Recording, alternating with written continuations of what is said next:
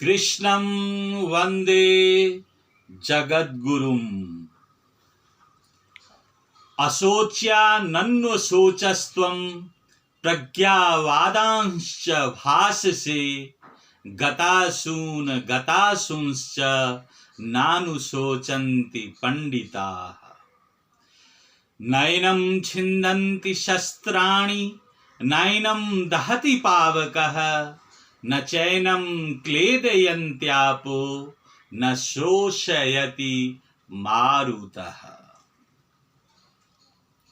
गीता के महान श्लोकों में से ये सब जो श्लोक मूल गीता अर्थात महाभारत से जो मूल श्लोक लिए गए थे, बाद में इसमें बहुत वृद्धि हो गई, तो उन मूल श्लोकों को का केवल हम यहाँ पर व्याख्यान कर रहे हैं, व्याख्या कर रहे हैं। कल के एपिसोड में, इससे पिछले एपिसोड में अर्जुन का जो प्रश्न था श्री कृष्ण जी से, सबसे पहले मृत्यु को लेकर के कि मैं अपने गुरु और पितामह इत्यादि की हत्या कैसे कर सकता हूं, यद्यपि ये आतंकवादी हैं या ये आतंकवादियों के सहयोगी हैं, लेकिन मेरे रिश्तेदार हैं, मेरे गुरु हैं, मेरे पितामह हैं इत्यादि। दूसरा भी क्वेश्चन था, तीसरा भी उसका प्रश्न था। तो पहले प्रश्न का अब यहां से श्री कृष्ण जी उत्तर देना शुरू करते हैं और अर्जुन की बातों पर श्री कृष्ण जी हंस पड़ते हैं। यहां श्री कृष्ण जी के हंसने का जो मूल कारण था वो यह था कि अर्जुन समझ जाए कि वो बहुत बड़ी बेवकूफी करने जा रहा है, क्योंकि अर्जुन की बातों में अगर कुछ भी सच्चाई होती या उसकी बातें सही होती तो श्री कृष्ण जी व्यंग्यात्मक मुस्कान, कटु मुस्कान या फिर हंसने जैसी बात यहां पर नहीं करते। तो श्री कृष्ण जी सबसे पहले अर्जुन को पुनः झकझोरते हैं, अशोच्यानन्वशोचस्त्वम्, तुम उसके लिए शोक कर रहे हो जिसके लिए शोक तुम्हें नहीं करने चाहिए। अब उसके लिए शोक कर रहे हो जिसके लिए शोक नहीं करनी चाहिए। ये मतलब ये बातें हमें दिखने में बहुत सामान्य मालूम पड़ती है, लेकिन बहुत गंभीर बातें हैं। बहुत से टीकाकार, गीता के व्याख्याकार या गीता के मूल श्लोक जो ये गीता में है उसके व्याख्याकार सीधा इसको जो जिंदा है और जो मर चुके हैं उनकी तरफ लेकर के चले जाते हैं कि जो जिंदा रह गए उसके लिए भी हमें शोक नहीं करने चाहिए और जो मर गए उसके लिए भी हमें शोक नहीं करनी चाहिए। यानी कोई अगर किसी व्यक्ति की हत्या भी कर दे तो जो मर गए उसके लिए हमें शोक नहीं करनी चाहिए, और दूसरा अर्थ निकल जाता है कि इस तरह से हत्या भी स्वाभाविक बात है, जायज है, कोई बात नहीं। वस्तुतः इस सब तरह की बातें नहीं है। क्यों? क्योंकि हमें सबसे पहले इन दो शब्द पर ध्यान देना होगा, अशोच्यान अनुशोचस्त्वम, कि जिसके लिए शोक नहीं करने चाहिए उसके लिए तुम शोक करते हो।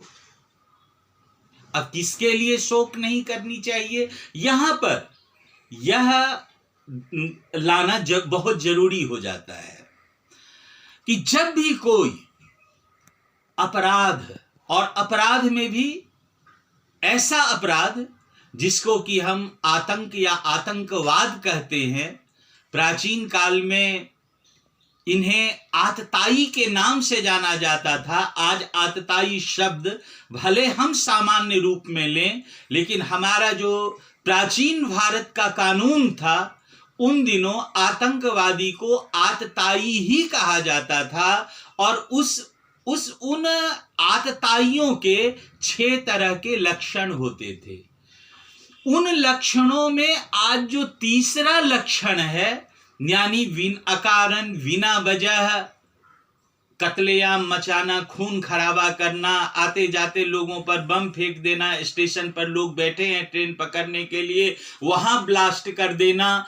तो इस तरह से ये जो जिसको आज हम आतंकवादी कहते हैं, तो आतताई शब्द के व्याख्या में वहां पर इस तरह के आतंकवादियों का तीसरा लक्षण है, अग्निदो गर्दस्यैव शस्त्रोन्मत्तो, शस्त्र लेकर के उन्मत्त हो जाना कि हमारे पास हथियार है, मैं जिसको चाहूं मार सकता हूं, मैं जिसको के साथ चाहूं जैसा कर सकता हूं, हथियार के बल पर जिससे चाहूं मैं धन छीन सकता हूं, आते जाते लोगों को मेरी मर्जी है कि मैं आते जाते लोगों को मारूं, सो रहे लोगों को मारूं, अस्पताल में भर्ती लोगों को मारूं। तो इस तरह से इन 6 तरह के जो आतताई का लक्षण था हमारे पुराने स्मृति ग्रंथ में, धर्मशास्त्र में, कानून ग्रंथ में, वहां पर जो तीसरा लक्षण था उसको आज हम आतंकवादी मानते हैं। तो बहुत से लोग हंसी उड़ा देते, अरे शास्त्री जी देखो तो उसने कहा पाप मेवाश्रय दस्मान हत्वेतान आतताई ना। आजकल तो माँ भी अपने बेटे को कह देती है कि अरे आतताई जैसे क्यों करते हो। आज आतताई शब्द का अर्थ बहुत आसान हो गया है, उन दिनों आतताई शब्द का अर्थ आसान नहीं था। आज धर्म शब्द का अर्थ बहुत आसान हो गया है कि जाओ किसी मंदिर में पूजा पाठ कर लो, कहीं बैठ करके कुछ मतलब भगवान प्रार्थना इत्यादि कर लो तो तुम धार्मिक हो गए। धार्मिक इसे इतनी आसान बात नहीं थी। जो जीवन को संतुलित करके, अनुशासित हो करके, अपने कर्तव्य कर्मों में भ्रष्टाचार नहीं करता था, ईमानदारी से कर्म करता था, उनके लिए धर्म शब्द बना था, उनके लिए धार्मिक शब्द बना था। तो जो शब्द की परिभाषा बिल्कुल ही बदल गई है, तो ये हम सब की अज्ञानता है, मूर्खता है, हमारे पूर्वजों की नहीं। अब देखिए कोई साधु है, तो आज हम कहते हैं कि फलाना व्यक्ति साधु है। साधु मतलब क्या? जो बाबा बन करके भीख मांगता है, घूमता है, वो कुछ कर्म नहीं करता, तो उसको हम साधु कहते हैं। साधु लेकिन प्राचीन काल में जो साधु शब्द बना था वो किसके लिए बना था? एक अच्छा डॉक्टर है तो वो साधु है, एक अच्छा न्यायाधीश है तो वो साधु है। सब गृहस्थ हैं, ये नहीं कहा कि जो गृहस्थ में होगा वो साधु नहीं है।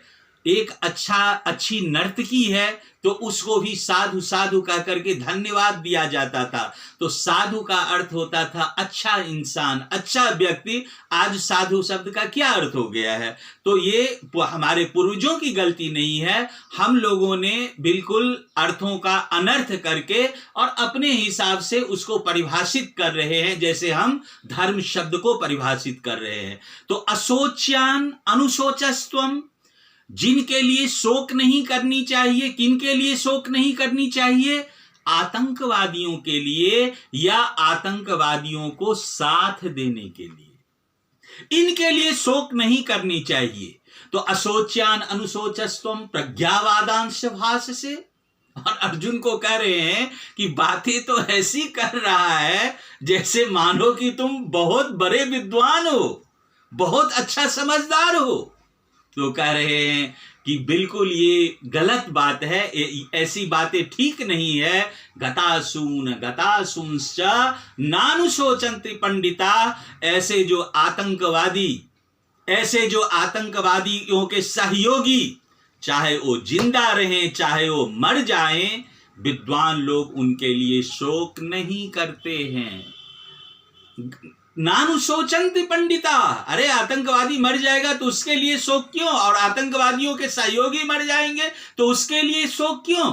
जो लोग इस धरती पर निर्दोष लोगों का, आम लोगों का, अच्छे लोगों का, मानवता की राह पर चलने वाले लोगों का जीवन जीना दुरूह कर देते हैं, ऐसे आतंकवादी अगर मारे जाएंगे या उनके आतंकवादियों को जो सहयोग करते हैं वो मारे जाएंगे, उनके लिए शोक क्यों? अशोच्यानन्नु शोचस्त्वम प्रज्ञावादांश भाष से गतासूंश्च नानुशोचन्ति पंडिता। अब इसके बाद आत्मा की अमरत्वता की शिक्षा देते हुए कहते हैं, नत्वेवाहं जातु नासम नत्वं नेमे जनाधिपाः न चैव न भविष्याम सर्वे वयमतः परम। जहां तक जीवन और मृत्यु की बात है, कभी भी महाभारत एक महावाक्य है और महाभारत के महावाक्य से ये वाक्य इत्यादि लिए गए हैं, तो इसलिए किसी भी श्लोक की स्वतंत्र व्याख्या नहीं होगी, प्रसंगानुकूल व्याख्या ही होगी। क्योंकि स्वतंत्र व्याख्या करने से क्या होगा, अर्थ का अनर्थ हो जाएगा कि एक दिन हम सबको मरना है। अगर हम स्वतंत्र व्याख्या करें, नत्वेवाहं जातु नासम नत्वं नेमे जनाधिपा न चैव न भविष्यामः सर्वे वयमतः परम, हम हमेशा हैं, शरीर रूप से हम हमेशा नहीं दिखते हैं, तो क्या इस शरीर को खत्म कर देना कोई अपराध नहीं है? महा अपराध है। तो क्यों अब श्री कृष्ण जी इस तरह की बातों को यहां पर कर रहे हैं, उन बातों को समझिए। मृत्यु तो एक दिन सबकी निश्चित है, मरना तो है ही है, लेकिन आदमी जिंदा रहते हुए भी कब मर जाता है, या आदमी जिंदा रहते हुए भी कब मरा हुआ होता है? जब व्यक्ति गलत राह पर चलता है, जब व्यक्ति अन्याय, आतंक, अत्याचार, दूसरों का अधिकार हड़पना, इस सब तरह की राह पर चलता है, तब ऐसा व्यक्ति जिंदा रहते हुए भी मरा हुआ होता है। जो न्यायाधीश, जो पुलिस, जो भी कोई व्यक्ति भ्रष्टाचार करते हैं, वो आसन पर बैठ करके, न्यायाधीश के आसन पर बैठ करके बड़ी बड़ी बातें, बड़ी बड़ी डींगे हाँकते रहें, लेकिन हमारे वेदांत दर्शन के अनुसार और प्राचीन कानून ग्रंथ, धर्मशास्त्र, संविधान के अनुसार ऐसे न्यायाधीश, ऐसे ब्यूरोक्रेट्स, ऐसे पुलिस, ऐसा कोई भी व्यक्ति हो, वस्तुतः मरा हुआ होता है। तो श्री कृष्ण जी कह रहे हैं, नत्वेवाहं जातु नासम, इस शरीर का तो अंत होता है, लेकिन जब हम स्वाभाविक रूप से भी मरते हैं, अर्थात अच्छे कर्म करते हुए भी इस संसार से जाते हैं, तब भी हम नहीं जाते हैं। और अगर आज हम गलत कर्म में संलिप्त हैं, अन्याय अत्याचार कर रहे हैं, आतंकवाद का कार्य कर रहे हैं, और कोई हमें हमेशा के लिए इस शरीर को सुला देता है कि यार जब तुमने अपनी आत्मा को मार ही डाली है, तो तेरा जिंदा रहना या तेरा मर जाना दोनों एक ही बात है, तो ऐसी स्थिति में भी उसकी जो जीवात्मा होती है, क्योंकि वेदांत दर्शन के अनुसार आत्मा अजर है, अमर है, अनादि है, अनंत है, तो आत्मा अजर है, अमर है। तो कह रहे हैं कि नत्वेवाहं जातु नासम नत्वं नेमे जनाधिपा, तेरा मेरा ये जो लोग खड़े हैं, ये जो राजा लोग खड़े हैं, कभी भी इनका अंत नहीं होता। ये भूत, भविष्य और वर्तमान तीनों कालों में रहने वाले हैं। किस रूप में? सूक्ष्म रूप में। सूक्ष्म रूप में हम कैसे रहते हैं? अब मान लीजिए, जिस रोशनी में बैठ करके मैं अभी व्याख्यान कर रहा हूं, वो रोशनी देने वाली जो बिजली होती है, जो करंट है, जो धारा है, वो सूक्ष्म रूप में है। अभी वो धारा प्रवाहित हो रही है, तब भी वो धारा है, प्रवाहित होना बंद हो जाएगी तब भी वो धारा रहेगी। उस धारा को हम अनुभूति कर सकते हैं, आंखों से देख नहीं सकते। बिजली की तार में करंट को दौड़ा दीजिए, हम तार को देख करके नहीं समझ सकते कि इसमें करंट है या नहीं है। बल्ब को जलाएंगे तब पता चलेगा, पंखा चलाएंगे, फ्रिज, कूलर, एसी ये सब चलाएंगे तब पता चलेगा, या उसको छू करके देखेंगे, झटका मारेगा तब पता चलेगा, लेकिन हमें वो धारा नहीं दिखेगी। तो इसी तरह से शरीर को चलाने वाली जो आत्म तत्व रूपी धारा है, वो धारा अदृश्य रहती है, लेकिन वो तीनों काल में होती है। लेकिन वो धारा शरीर में प्राण रहते हुए भी कब मर जाती है? जब व्यक्ति गलत कर्मों में प्रवृत्ति हो जाता है। ऐसे कर्मों में जो अक्षम्य हो, जो अपराध अक्षम्य हो, किसी कोर्ट में, न्यायालय में, राज्यसभा में, वो भी महाराज भरत के राज्यसभा में, जिसके नाम से इस देश का नाम भारत पड़ा, और पूरे महाभारत के राजा महाराजाओं को भरतवंशी यानी भारत शब्द ही नाम दे दिया गया, जितने राजा होंगे। तो उस सभा में किसी महिला को बाल पकड़ करके खींच करके लाया जाए, वो भी कुलवधू को, और उसके साथ दुराचार करने का प्रयत्न किया जाए, तो ये कितना बड़ा आतंकवाद है कि ये देखो कि राजा की सभा में इस सब तरह की बातें हो रही है।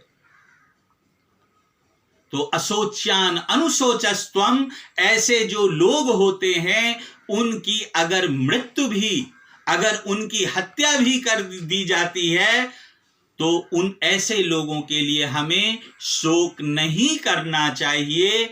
और जहां तक जीवन और मृत्यु की बात है, तो आत्मा तो शरीर में रहने पर भी, शरीर में ना रहने से पहले और ना रहने के बाद भी हमेशा जीवित है।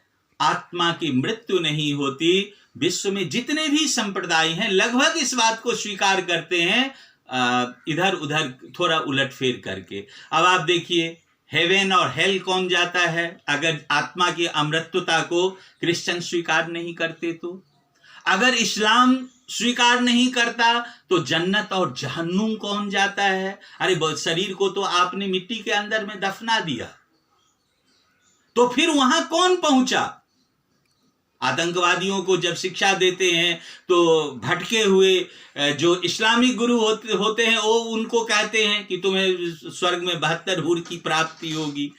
वो गलत बात है। इस सब तरह की बातें झूठी है कि हम यहाँ पर अपराध करके जाएंगे, नरक में भी जगह मिलना मुश्किल होगा, जो जहन्नुम में भी जगह नहीं मिलेगी, और स्वर्ग में 72। लेकिन जो लोग कहते हैं, तो कहने का मतलब यह है कि आत्मा की अमृतता को सभी स्वीकार करते हैं, लेकिन श्री कृष्ण जी कह रहे हैं कि जो व्यक्ति सोचने योग्य नहीं है, यानी जो भारतीय संविधान था उसमें था कि आतताइन मायांतम हन्या देवा विचारयन, अर्थात कोई आतंकवादी हो और अगर वो पहचान लिया गया हो तो उसको मृत्यु दंड की सजा देने के लिए कोई सोच विचार नहीं करनी चाहिए। अर्थात आतंकवादियों को मृत्यु दंड की ही सजा मिलनी चाहिए।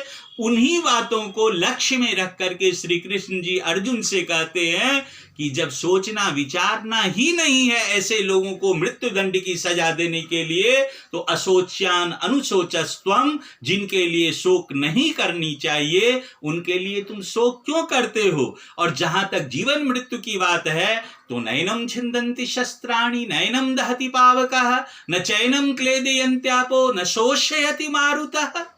किसी चीज को खत्म करने का 4 ही तरीका है, काटकर, जलाकर, गलाकर, सुखाकर। तो कह रहे इन चारों तरीके से आत्मा का विनाश नहीं होता है। करंट की जो धारा है जिसके द्वारा हम बिजली जलाते हैं, ट्यूबलाइट जलाते हैं, फ्रिज, एसी, कूलर ये सब चलाते हैं, उस धारा को हम कितना भी खंडित करने का प्रयत्न करेंगे, क्या वो धारा खंडित हो जाएगी? क्या वो धारा जल जाएगी? क्या वो धारा गल जाएगी? नहीं।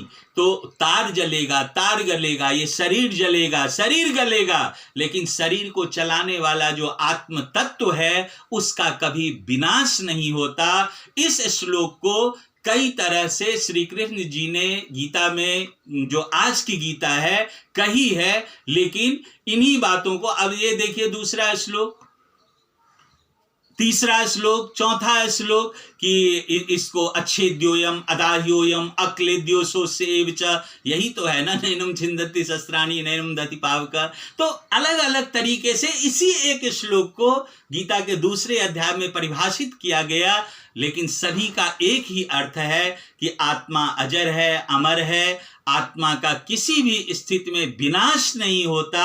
हम बार बार इस धरती पर आते हैं, बार बार जाते हैं, बार बार शरीर को ग्रहण करते हैं, तो इस तरह से आत्मा की अमृतता की शिक्षा दी। लेकिन अशोच्यान अनुशोचस्तम, जिसके लिए शोक नहीं करनी चाहिए उसके लिए शोक तुम क्यों करते हो। यानी अगर आत्मवान कोई इस शरीर में है, यानी शरीर में प्राण रहते हुए व्यक्ति शरीर से जिंदा है, लेकिन वो अन्याय अत्याचार की तरफ जा चुका है, वो दूसरों का जीवन उसके लिए कुछ नहीं है, वो जियो और जीने दो के सिद्धांतों का पालन नहीं करता है, ऐसी स्थिति में उसकी जो स्वाभाविक मृत्यु होनी है उससे पहले ही अगर हम उसकी आत्मा को मुक्ति दिला देते हैं, जो शरीर में रह करके एक तरह से छटपटा रही होती है इस शरीर के द्वारा गलत कर्म करने के कारण।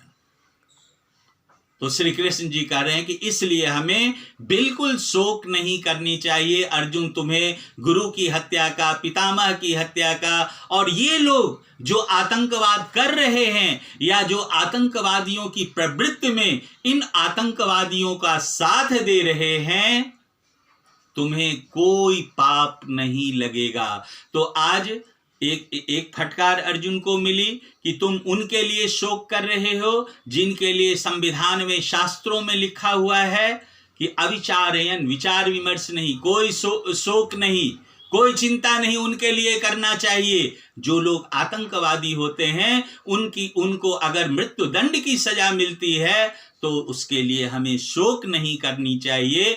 और ओवरऑल पूर्ण रूप से जो धरती के जितने मानव हैं उनके लिए भी जीवात्मा अर्थात अजर हैं, अमर हैं, अनादि हैं, इस सब की चर्चा कर दी कि आत्मा की कभी मृत्यु नहीं होती। इस चर्चा के द्वारा श्री कृष्ण जी ने अर्जुन को यह समझाया कि अगर कोई गलत कर्म में, ऐसा कर्म जो समाज के लिए किसी भी तरह से उचित नहीं है, हमेशा अनुचित है, ऐसे कर्म में जो व्यक्ति लग गया है उसको अगर अस्वाभाविक मृत्यु भी दे दी जाए तो यह भी पुण्य है, यह भी अच्छी बात है। इससे उस जीवात्मा की मृत्यु नहीं हो जाती, केवल उस जीवात्मा को उस शरीर से मुक्ति दिला दी गई जिस शरीर में रह करके वो शरीर जो है गलत कर्मों में प्रवृत्ति हो चुका था, अन्याय, अत्याचार, आतंकवाद, भ्रष्टाचार इत्यादि में प्रवृत्ति हो चुका था। तो आज गीता के इन श्लोकों को हमने सुना। श्री कृष्ण जी ने जो अर्जुन को समझाया कि हमें कभी किसी भी परिस्थिति में आतंकवादियों के लिए और आतंकवादियों को साथ देने के लिए अगर उनकी अस्वाभाविक मृत्यु होती है या मृत्यु दंड की ओर सजा पाते हैं तो इसके लिए हमें शोक नहीं करने चाहिए। आगे पुनः कुछ श्लोकों को लेकर के आपके समक्ष उपस्थित होऊंगा, कल परसों नहीं, अगले सप्ताह में सोमवार मंगलवार को। तब तक के लिए आप सभी को सादर प्रणाम। कृष्णं वंदे जगद्गुरुम्।